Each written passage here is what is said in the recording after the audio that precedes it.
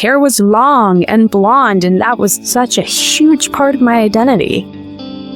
And to then have a couple of bald spots, I didn't quite know what to do with it, but it felt like something really bad had happened. Welcome to another show. We have a very special guest. Every guest is special, but today we got some history with Jannica. We had Jannica in our offices. We did an awesome interview, which you can see right here. And also Jannica modeled for us a couple years ago. And it's been a couple years since we've seen each other. How you doing, Jannica? I'm good. Thank you for having me. Great to be back. So what's been going on? To give us a little update. Oh my God. Yeah, since I last saw you. Jeez. Well, I have my one-woman show, I'm Perfect, that I ended up performing off-Broadway last October. That was really amazing. Oh my God. This is my dog, Lucy. She will be a guest too. Yeah, that was such a great experience to be able to take my show to New York. And of course, my show is based in my story of hair loss. And then I got to perform it at Santa Monica Playhouse later in October last year. So that's kind of like the big thing, I would say. Love that title. I Am Perfect. Is that what you said? Perfect? I'm perfect, yeah, but it's spelled imperfect, so it's got the I am in parentheses. So it's all a play on words, and really just kind of comes down to the whole thing of like what perfection is anyway. It's all made up. It's all made up. So who's to say not everybody is perfect, right? In their own unique way, and that's kind of the message that I want out there. What if we could embrace ourselves just the way we are? Tell everyone where you're from. You have a little bit of an accent, and then you tell us a little bit about your journey to LA. Yeah, I was born and raised in Sweden, and God, I have been outside of Sweden almost half my life now, or I think half my life, which seems crazy. But my journey kind of took me, I traveled to Australia, New Zealand, and ended up being kind of away backpacking and just living life for about 3 years. And then I moved to London, and then I moved to New York for acting school, and then back to London before going back to the States, and then eventually down to LA in 2012. So it's been a lot. Hold on a minute.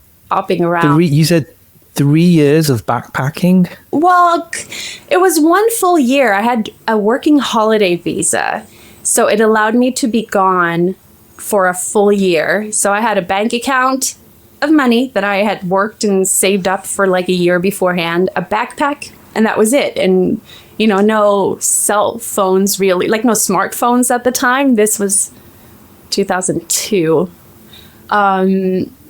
So yeah, just guidebooks, Lonely Planet guidebooks, and that was it. And then just backpacking, and then I ended up kind of basing myself in Melbourne for a while. I met a guy there, so that was kind of the whole reason for staying longer. So let me get this right. In 2002, you were backpacking in Australia. Yeah. I was backpacking at the same time. What? Isn't that nuts? I went backpacking for 6 months, and then it turned into a year. Australasia, New Zealand, Fiji. Then I went to Southeast Asia, and I worked in South Korea. So that's insane. We might have just missed each other. Who knows? That's what's so fun and crazy. Yeah. I mean, it's the best time, like the people you meet. And did you travel by yourself? So glad you asked. I started with my English friends. I quit my job. I used to sell wine, and I quit my job, and I met with 2 of my English friends, and then we were 6. And then we were in Thailand, and then one thing after another, everyone just split and went home or went ahead to another far away country. And then I was alone. I'm like, oh my God, I'm going to travel alone for the next how many months? And that was amazing, traveling alone. How about you? Yeah, I mean, it was one of those things I think I surprised myself with, because I never thought I was that kind of person who would do that. But I mean, the best way to travel when you're in your early 20s or whatever, just because I mean, you meet people. If you're coupled up with somebody or you have friends, then you're not maybe going to meet other people as easily or as openly. And that was the best. I mean, finding new friends and when you don't have plans really, just like, oh, let me travel with you guys up the East Coast for a while. And I mean, I feel like it's something everyone should experience at least for like a month out of their life. And that, and that was when you said pre-smartphones. Yeah, I didn't have a phone either. It was, I didn't book anything in advance. I would get there and I'd find out where I'm staying if I loved it. I think almost every place I stayed, I was like, wow, I think I could live here. I love this place. Then after 2 days, I was bored and I wanted to go to the next place for 3 days. Yeah. So that's amazing. And just to let all of our viewers know, this is very normal for Europeans to take it's called a year off or a gap year. Gap year, yeah. When does that normally happen? I think for Swedes, it might even happen a bit later than high school because people might, like for me, I was 21. I had a couple of years of studying acting after high school, and then I just knew that I kind of needed to do this. So I just worked at a factory for almost a year, saved up money. I don't think I've ever been that committed to working 16-hour days, working overtime. Wow. And on breaks, when it was like hard and you were tired, I would just go on the like dial-up computer at the job and just research, swim with dolphin tours, or like, I want to go there and that's how much that's going to cost. Okay, so this money's going to go to that. So that was like my carrot constantly of like, okay, that's why I'm doing this. And instead of going out to the movies on a weekend, I would rent a movie for $2 and pop my own popcorn, like that kind of stuff. That's a great sense of adventure and also risk. A woman alone going to travel. I mean, I've heard there's all kind of horrible, crazy stories I've heard, but you did it. You went and you had a great experience. Yeah. I mean, I'm sure, in hindsight, there are definitely a few moments where I was probably a bit naive and thought a bit too well of people, but I still had a strong sense of self and, never ended up in like trouble.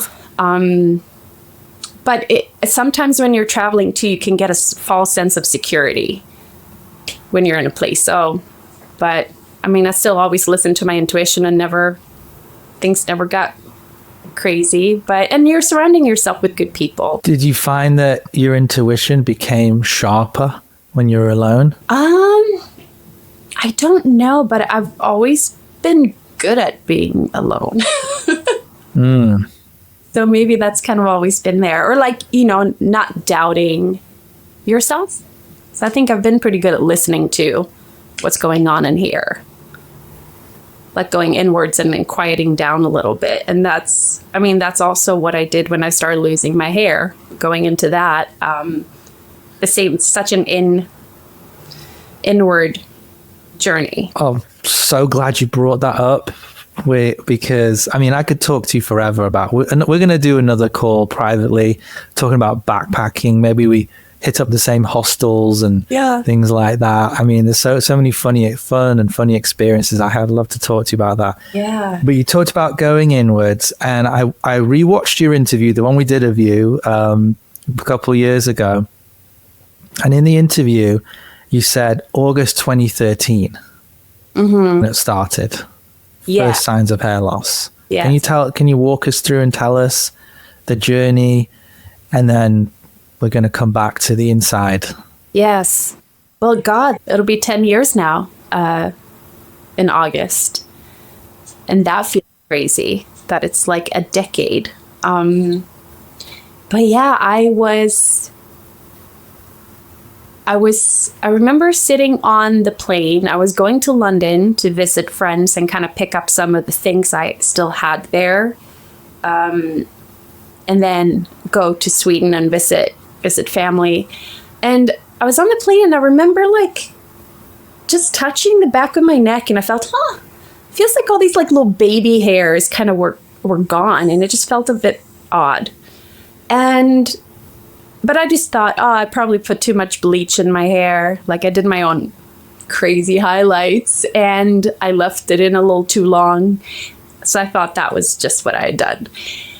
And then the next morning, I don't really know what prompted me to then, I mean, because that's not a big deal, but I just looked in the mirror. You know, I had like a little hand mirror and then to see the back, and I just started moving my hair around and I saw a bald spot that was like perfectly round. And that just freaked me out because I'm like, what? How can it be that perfectly round? That doesn't make sense. And then I saw a couple of other little ones, like, yeah, down here, but they weren't as like in your face. And I don't know what went through. I was like, oh my God, have I been pulling my hair out? Not even aware that I did that. Did I do that in my sleep? Am I like, what's going on? And then I called my doctor that I still had in London. It was walking distance, a few blocks away. And they saw me that afternoon and, you know, said, oh, it looks like it's alopecia. This is what that is. And it could be from the hair color, but let's just wait and see. And if it gets worse, you can always get steroid injections. And then she sent me off, and then I did what you should never do. I Googled. And it was just such a surreal time being on vacation and meeting up with friends, but then having this like diagnosis and walking around almost as in a trance or something, not knowing what to do with all this information. And, you know, my hair was long and blonde, and that was such a huge part of my identity. And to then have a couple of bald spots, I didn't quite know what to do with it, but it felt like something really bad had happened.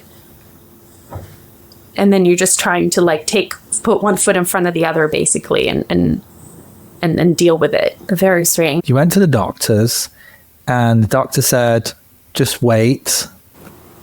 And don't worry, we can do steroid shots. Well, how long was the waiting period till you went back to the doctor and there was further information? Yeah, so that was in London, and then I was only there for a few days before going to Sweden. And then I went to see a doctor there as well, said the same thing.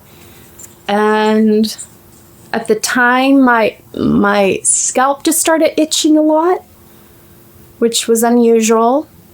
And I think I started, like, more hair was kind of shedding. And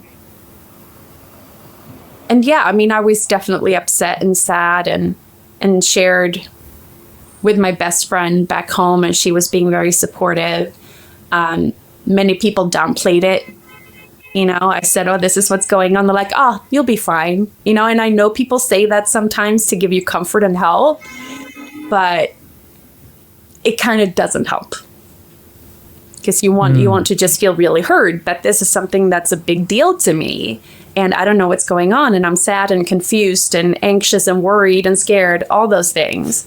To just have people, even if they don't understand it, to just be, I'm so sorry you're going through that. What can I do to help? So it was a very lonely time.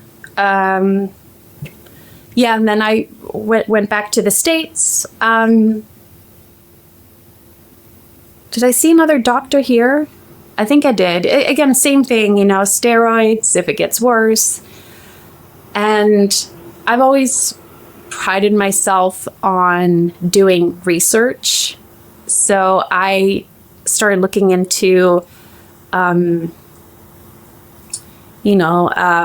functional medicine doctors, none of which I could afford. But then went into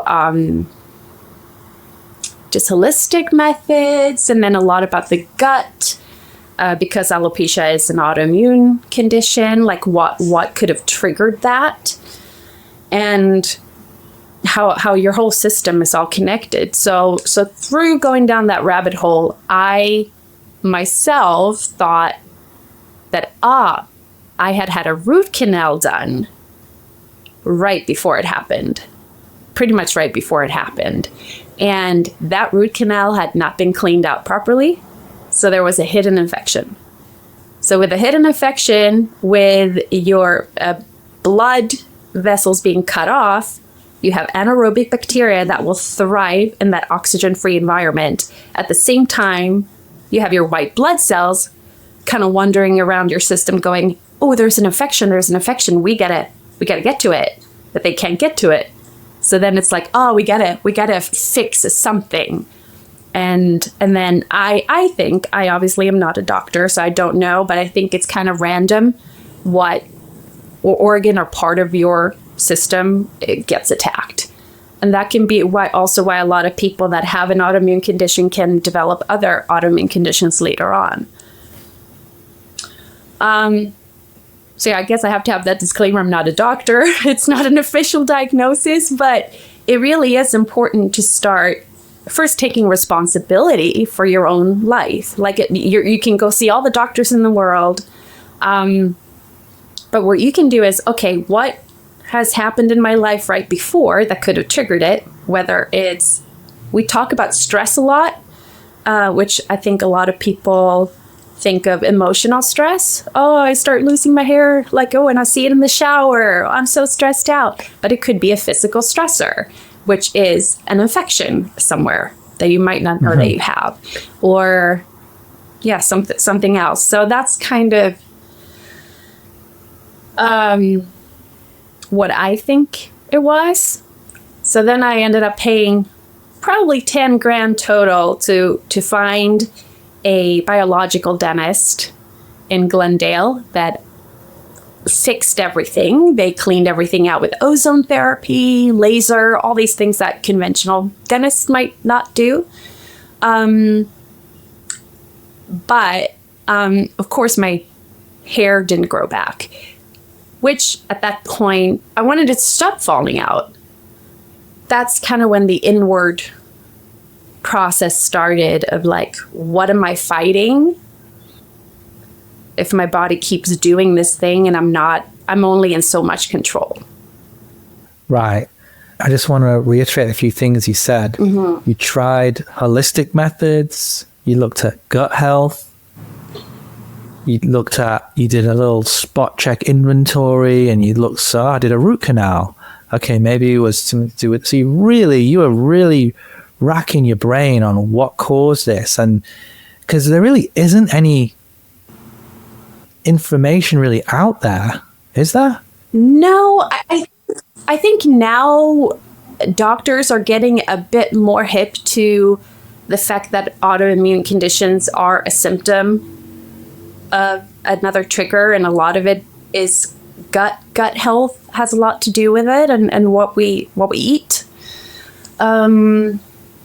I think there is a little more of a broader thing, but I mean, people are still being sent to a dermatologist, which is, it's not a skin condition. So that's the thing I think gets so confused. It's like, oh, let's treat the symptom. It's hair loss. And I know like a lot of people say, oh, alopecia is a disease that causes hair loss, right? That is what people say and doctors say, but alopecia is hair loss. It's not a disease that causes it. It is a symptom of something else that is in imbalance in your body. Wow. A symptom of something else. And I think there's more power there too. Like, there is less victimization. And I get it's easy to start identifying with a disease or identifying with something where we kind of get to victimize ourselves. Because then we don't have to be responsible. And that's such a societal thing. But when you can look at something like, this is what my body's doing, I think there's more power there. It doesn't become about you as a person, as an individual. It's like, oh, my body's doing this thing in response to something. I just feel like there's way more power there, and like a space opens up to like stepping into like something freeing.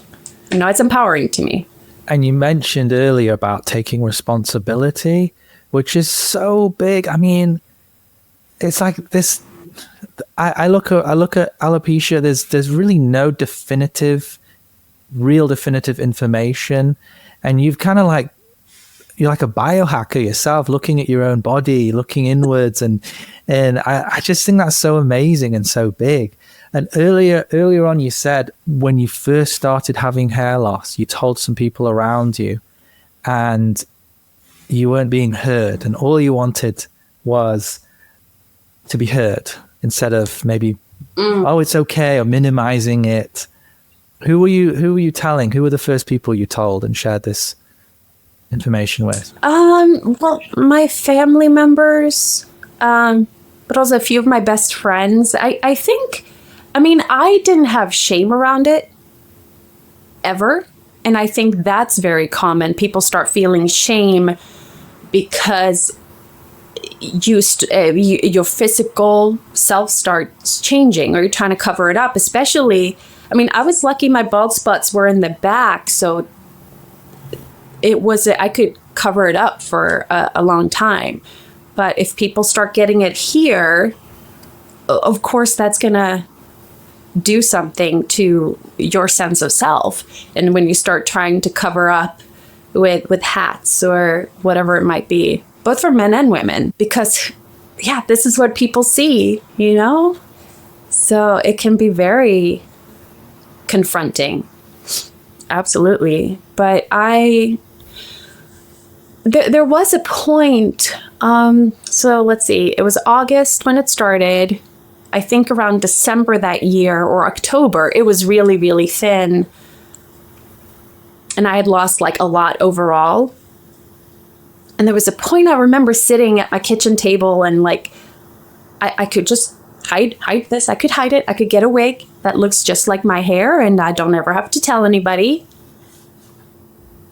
But there was that nagging feeling of like, well, what a secret, you know, what a screen to put up in front of you, because you would always have that thought in the back of your mind, oh, what if someone finds out? Then what? So I'm like, you know what?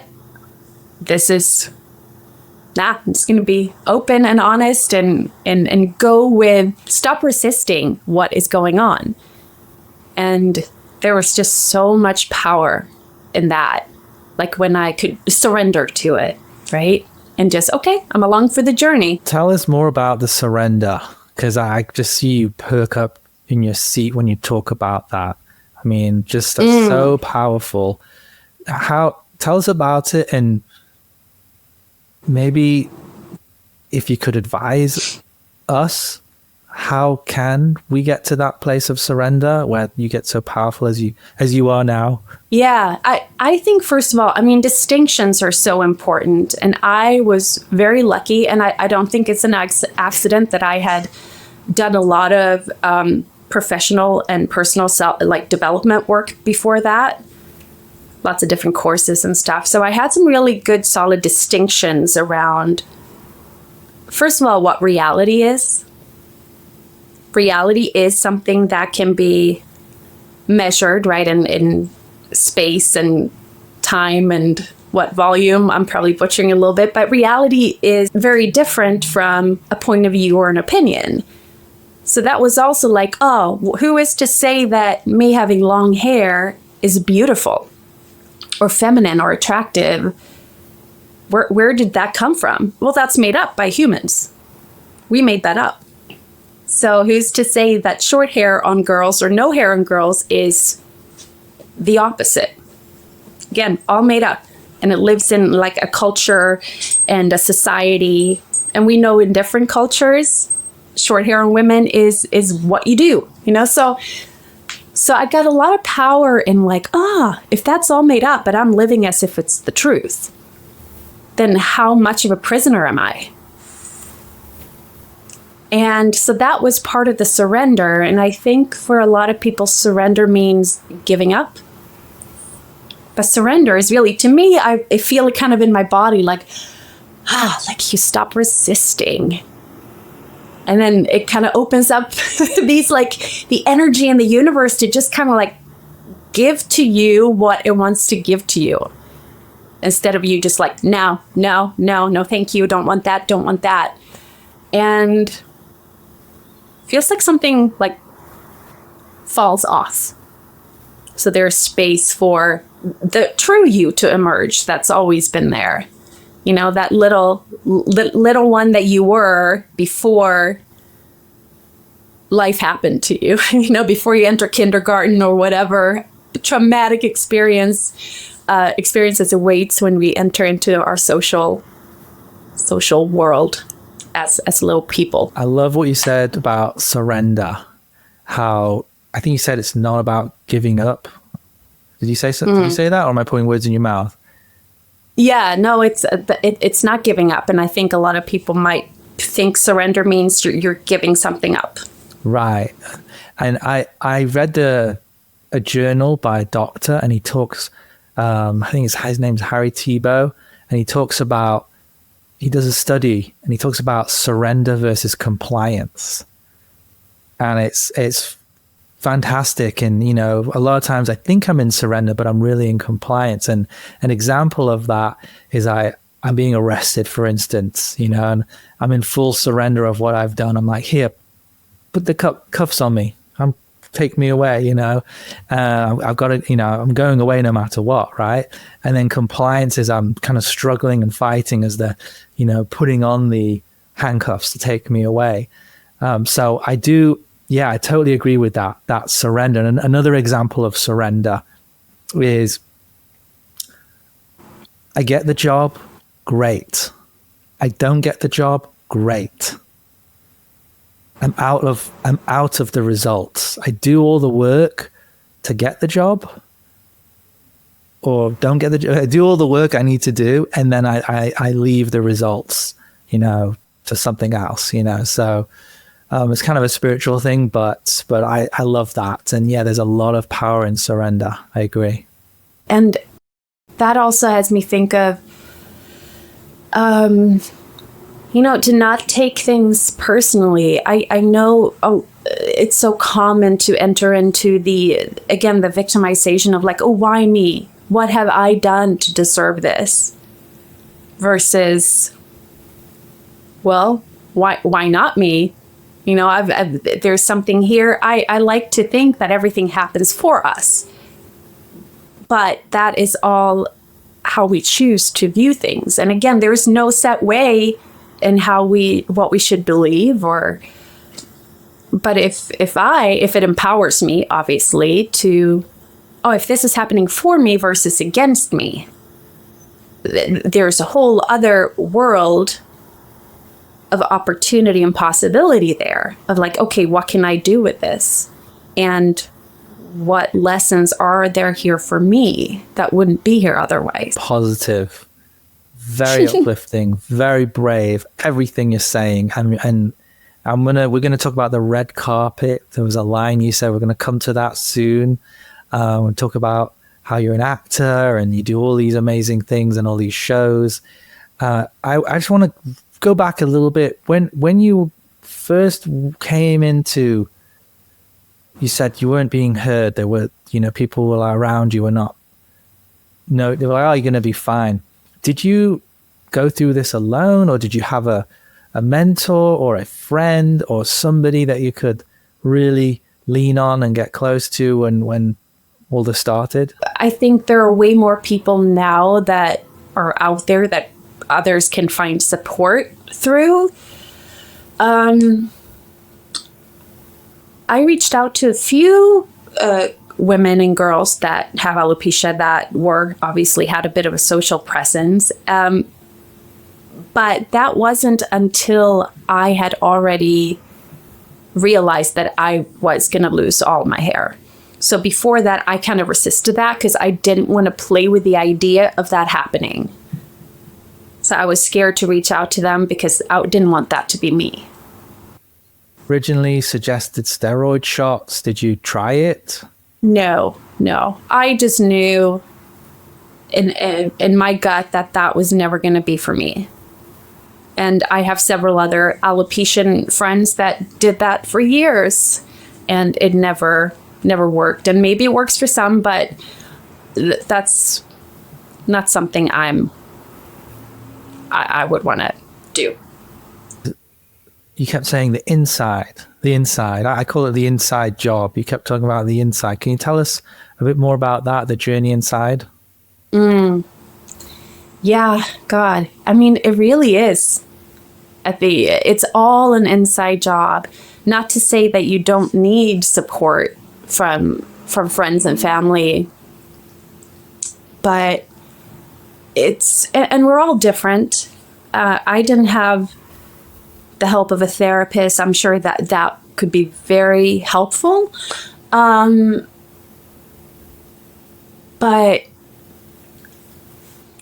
I don't know. I was very curious about, I think curious is the right word. And there were, of course, moments where I mean, it was heartbreaking and confusing. I went on all these elimination diets to cut certain things out of my food to see if that could be something, which was great. I felt awesome physically. I felt great. Like aches and pains disappeared when I cut out gluten, for instance, and sugar. I guess the best thing is there's no cookie cutter way of, I think realizing that it's okay to feel sad. It's okay to be angry. It's okay to feel everything. Because again, saying that you need to be a certain way or feel a certain way about something, then you're resisting again. So there's just something really beautiful about grief. And grieving it means that, the pain gets to be there. That's okay. But when you're suffering is when you're resisting, again, that which you can't change. So I think that's a big distinction too. That was important to me, that I can cry about this and still look forward to shaving my hair off. Anger, and I love the word you use, resisting grief, resisting anger. I mean, I can totally relate with that. But how did you ever consciously resist the grief and the anger, push it inside? I don't think so. I mean, I never had the thought of why me? Why is this happening to me? I never had that.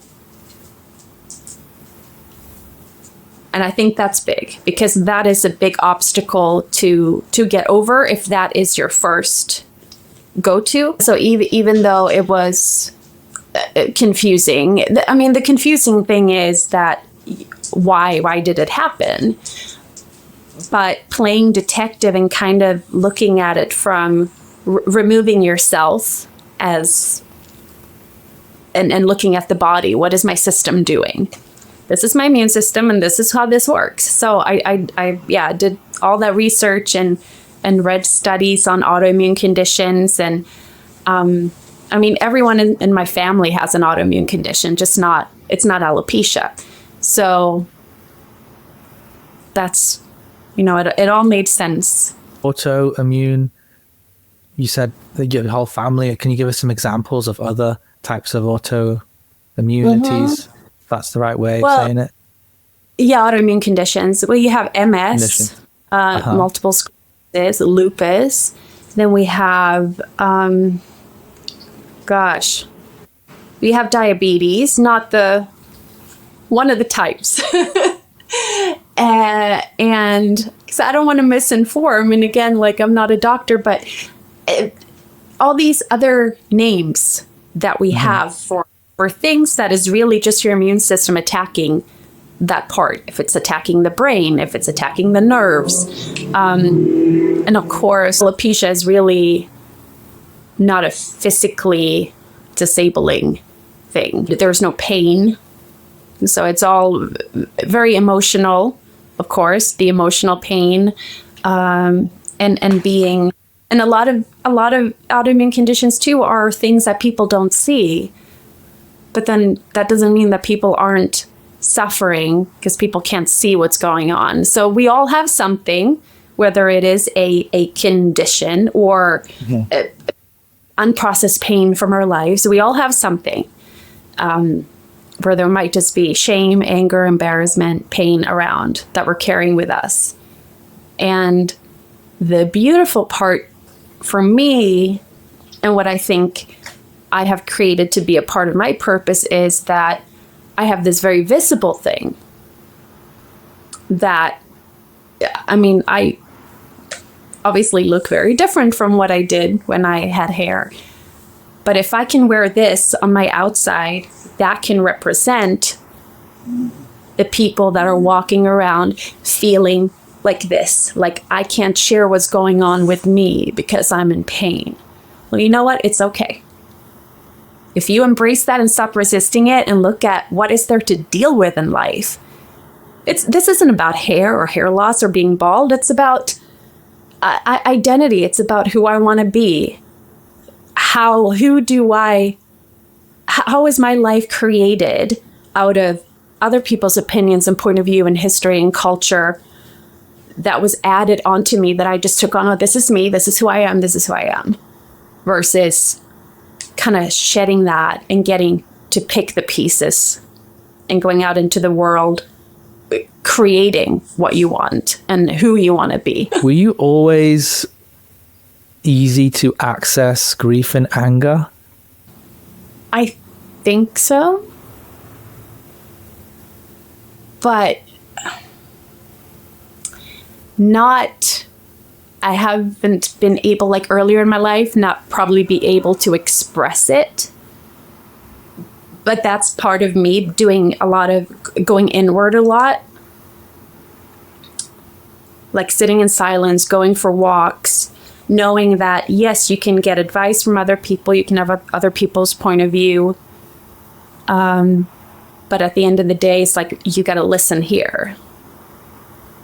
And that can be hard sometimes. We doubt ourselves all the time. It's like we don't want to trust ourselves. But that's the wisdom right here. Yeah, so I think accessing that has been because I kind of go inward. Even though I don't meditate, but I don't do the, what we think of classical meditation, but going for a walk is part of that, like mindfulness. And taking responsibility for your life I think is a big thing too. To actually do the work that is difficult, of kind of pointing the finger towards you when it's easy to point it at someone else, and look at, where have I been a jerk, or what is it that I'm doing that's not quite working? And that can be very painful to face, those sides of yourself. But it's through that you can emerge. So what I'm hearing is right, radical self-honesty, real ownership, really looking at yourself. I mean, wow. And right from when we first got on, and even 2 years ago, I remember and I see that you have got a lot of love in you. Your eyes are lit up. You smile a lot when you talk. And I think you've done a lot. There's a lot going on. You've got a huge heart. It's incredible to see. I can see that. I keep going back to this, but I can see that you're not resisting grief or anger. I think you've gone through a lot of that, and that's huge. That's absolutely massive. I remember when we interviewed you a couple of years ago, you said, you said something like this: I made a decision for all red carpet events, I'm going to show up bald. Can you tell us about that? Yes. Well, first of all, I love that I made that promise because I don't have to worry about hair. So easy. No, I wanted to, and it's of course completely okay to wear hair. And I wear hair when I go outside for sun protection, or and I have moments too where I don't want to stand out. There are days when I'm like, you know what? I want to kind of hide a little bit today. And I think it's so important to note that, because I haven't reached a place, it's like that nirvana, right? I haven't reached a place where, everything's great all the time. No, it's part of the human experience to go through everything. And that's okay. Again, not resisting it and just noticing, you know what, this is how I feel today. And it's okay. I get to decide what's right for me. But yeah, for red carpet events, it really was because I want to show people, and again, to me, it's not about alopecia or alopecia awareness. It's about, I want to show that by me being here like this, you get to show up with you, with yours, whatever that is, with your thing that you maybe want to hide or you're scared to embrace. I remember when you first came to our office, we first met, you had a wig in your bag. And yeah, you were walking around with without wearing hair, but then there was like this blonde wig hanging out your bag. And then I think you put it on before you were leaving. And you said to me, I just want to put this on for when I get in the Uber. So it was like what you just said, sometimes you want to wear it, sometimes you don't, but most of the time you don't wear hair. Is that correct? Yeah, during the day I do if I'm just out, running errands or walking the dogs, because I want to protect my head and I don't trust sunscreen enough. But I think that day I was planning to take the bus, but I ended up taking an Uber instead. And it's just part of, putting sunglasses on. It's like, oh, hair to protect my head and then a hat to protect my face. So, yeah. But I do less of it now, I think, but I have to be careful. So I look after this prized possession of mine. So you did this TEDx show and you had so many views on this TEDx show. Was that the first show you did? That was the main cast? That was my, yes. So far my only TED Talk that I've done. I do want to do another one. That'll be a little different, but yeah, I haven't created that yet. And tell us about the show you did in Santa Monica, locally over here, and the one just before that as well. So that is my one-woman show, I'm Perfect, that I started writing in 2017 with my developer and director, Jessica Lynn Johnson. She has her own coaching business where she helps people craft their own stories and turn them into plays. And so I started working with her. And then 2 years after I began that process was when I decided, you know what, I need to get this up now and kind of craft the whole show of it. So it premiered at the Hollywood Fringe Festival in 2019. It's an hour-long show, lots of characters, and even though it is centered around my hair loss and alopecia, it is about, like, yes, embracing who you are and kind of challenging ourselves, like with the thoughts that we have about what is real. Like, why do we think something is beautiful and something is not? What is perfection and what isn't? And why? And I think I can confidently say that when we stand and look in the mirror at ourselves, there is not a whole lot of good going on in there. Maybe sometimes, but there's always going to be critical thoughts that you have about your appearance. And why is that? Where do those thoughts come from? So that's kind of what I want to invite people to start looking at. Oh, what is it that noise and chatter that goes through my head that I'm not even aware is there? And is it empowering me in life? Or is it actually taking away from my potential and who I could be? I love that. Critical thoughts, the noise and chatter in my head when I look in the mirror. And it's one of those things too, there's no destination to really get to.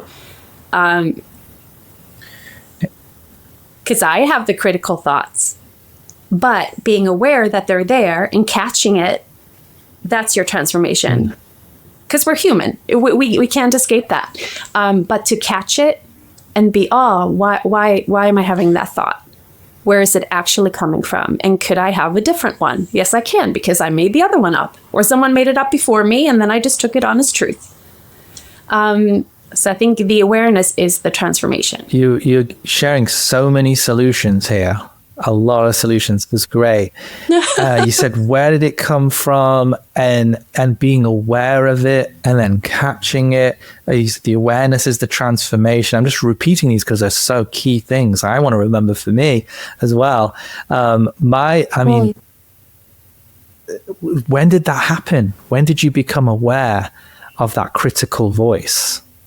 Was there a certain time? Were you always aware? Or tell me about that. No, I mean, it really was. That's why I say alopecia for me is my superpower. Because this needed to happen to me in order for me to look in the mirror. And I think one of those lines of demarcation for me was the day after I had shaved my head. And I was just going about life in my apartment, right? And I was sitting at my table, just looked out the window, and then I caught my reflection in the window, and I literally jumped because I didn't recognize that reflection. And same when I was on my way to the bathroom, hallway mirror, looked, oh, that was one of those things of, here I am walking around, I am me, same thoughts, same everything is going through my mind as normal. It's only when I look at myself that I'm like, who is that? I don't recognize that person. So that became such a huge thing of, oh, if I view that as not me, but here I am with the same emotions, everything, that means that I'm not my physical being. Like I have my body, it's my home, it's my vessel for being on this planet. But when it changed just like that, seemingly overnight, to have a very physically different face. So that was definitely that moment, and of understanding kind of that I'm not if I have the same thoughts that I always had, and it's only when I look at myself from the outside, right, that everything's different. And that means I'm not my body. If I'm not my body, I'm not my hair. That was like when I started becoming aware of, all these things that are put on us, what we should be thinking and feeling when we look at ourselves. And when we look at other people, we all judge. It's automatic. It's just the brain doing its thing. We all judge and assess constantly. But what could it look like if you suspend judgment? Like, why would you have a certain reaction to a certain look on a person? Or, yes, I think that was the moment where I started kind of, okay, there's a lot of stuff going on inside here. And how accurate is it? I have a mentor. He's a spiritual guy. He taught me how to meditate. And he always tells me about being the observer. And you've also said that. Being the observer of my thoughts. And he says that most of the time they're not true. The thoughts that go on in my head, they're usually not super positive. It's usually like a critical thought. And I, like you said, when I'm aware, I'm not avoiding the thoughts or the feeling that's behind it, when I'm aware, and to catch it and not believe it, is yeah, because I could believe these thoughts are true, and they're really not. Yeah, no, and it's. I mean, I know there can be something to be argued here for insanity. Like if it empowers you, believe what you want, right? And then maybe you don't want to take that too far, but yeah, just want to look at again. It's this thought I'm having. Real or true, and to challenge where it came from, and where was that made up, or when did I take that on as truth? I love the line you said, alopecia for me is my superpower. I've never heard anyone say that. Very powerful. I really believe that, and I think there are people that don't believe me, or just can't seem to believe me when I say, I don't want my hair back. I don't want it back. But then I'm like, am I resisting? Am I resisting that? It's like, no, this is what's going on. Can't change it. Maybe I could reverse this autoimmune response and level my white blood cells to a normal balance, which is literally what's going on in your body. Your white blood cells are higher. Which is also empowering because it's like, okay, this is what the body's doing. But I don't know. And that's the spiritual strength too of like, I'm not resisting it, but I've fallen in love with this. So that's surrender. And I think God, whoever God is for people, but I believe in the higher power, that as long as I get to have this very simple thing of not having hair grow out of my head, that there's a lot of really good, amazing things I get to do, which I can do with hair too. But I think, I don't know, I think there is some, I love it. I don't know, I just love it. It's great. I have to repeat that line that you said. You said it without even a flinch. You said, I don't want my hair back. People are going to listen to this and be like wondering like, what? How? What? How? Tell us a little bit more about that. Yeah. I mean, and it's okay I don't want to say that everyone needs to get to that point. Absolutely not. It's totally okay to want your hair back. Absolutely. Now this has become my identity, right? Before I was the blonde Swede, which became even more of a big thing when I left Sweden, because there you're just normal.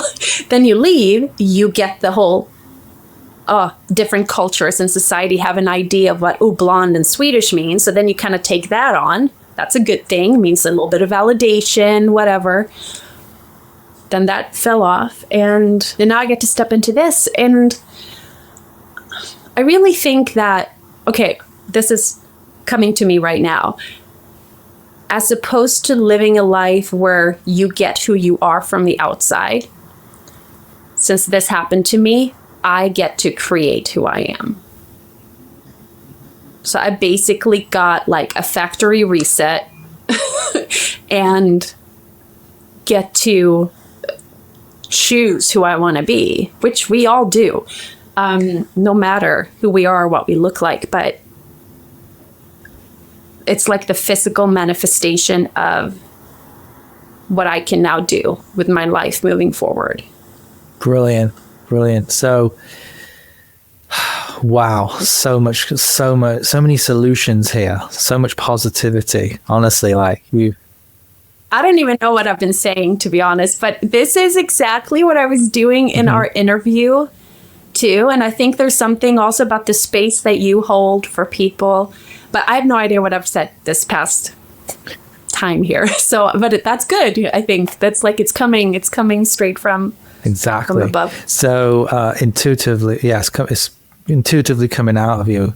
And also me too. I'm hearing things from you and I'm like, whoa, tell me more about that. I want to know more. You have a lot of animals. Tell us about what are you doing with all these animals? Yes. So, well, I am just into, rescuing animals off the street, which is how I got both of my dogs. And then my boyfriend, we live together. He has 3 dogs, and he is also a partner of an animal rescue organization. So, yeah, it's just a household full of fur, lots of fur, on and off the animals. And yeah, and then I got 2 cats too, but they've been, they haven't been very visible today. I mean, animals are such a great source of comfort too. Yes, you which I have learned from my wife, with a lot of resistance in me. She also likes to save animals, lots of animals too. So 5 dogs and 2 cats. Wow. Just don't talk to my wife, because every week she's like, can we get this one? Can we get this one? But yeah, you're right. I mean, they're amazing animals. You know, I was, my wife came with the dog, and I was like, wait, can't your dog go live with your mother? You know, I was like, no, I come with the dog. And I mean, I didn't say it, but that's what I was thinking. I wanted to say it. And she came with this dog, and there was me and this dog were just like, we both wanted Nina, you know, and we were like this. But then, you know, eventually she's like, just put him on your lap. I let him sit on my lap, and I could feel something. I was like, oh my God, this is what it's all about. And now we're best friends. I mean, for years we've been best friends, me and Rennie. So you rescue these animals, and then you have a boyfriend.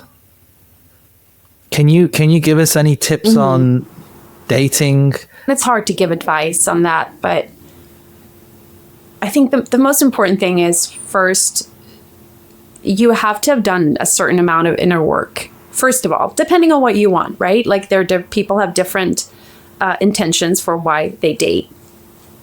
But if you want to find your lifelong partner, then you got to be at a certain level yourself to be okay. So for me, I mean, obviously, I'm very open about alopecia. And for me, it was like, well, if someone had a problem with that, then, well, you don't want them to even enter your sphere, right? So I think you attract the right people into your life, and sometimes the wrong people, but the right people, but only when you are responsible for you. Otherwise, it might not be so healthy. Are there any, you mentioned the inner works. Are there any specific inner working things? You mentioned therapy as one of them. Anything else you'd like to share that were really instrumental on your journey? Let's see. Yeah, therapy. I mean, I didn't start therapy until last year. And I mean, that's been good. You just got to find one that works for you. And, but I had done, so right before I started losing my hair, I had taken a lot of courses at Landmark Worldwide. They have a website for advertise. I don't know if you've heard of them. But if it wasn't for that work, I don't think I would be sitting here. I really believe that. That gave me the distinctions about reality, and so much about like